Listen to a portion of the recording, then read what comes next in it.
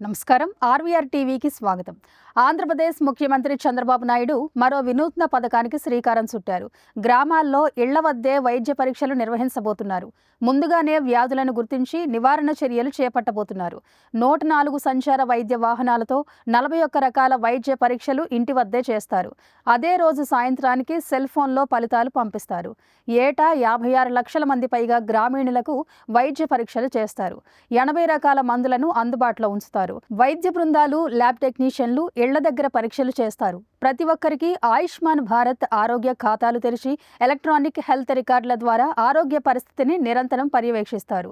ఈ పథకం అమలుకు అనుమతులతో పాటు 163 కోట్ల రూపాయల నిధులను కూడా ఏపీ ప్రభుత్వం కేటాయిస్తోంది. పల్నాడు, కృష్ణా జిల్లాల్లో ల్యాబ్ డయాగ్నోస్టిక్ సర్వీసులను ప్రయోగాత్మకంగా నిర్వహించారు. అవి సత్ఫలితాలు ఇవ్వడంతో చిత్తూరు జిల్లా కుప్పంలో ఇప్పటికే అమల్లోకి తెచ్చారు.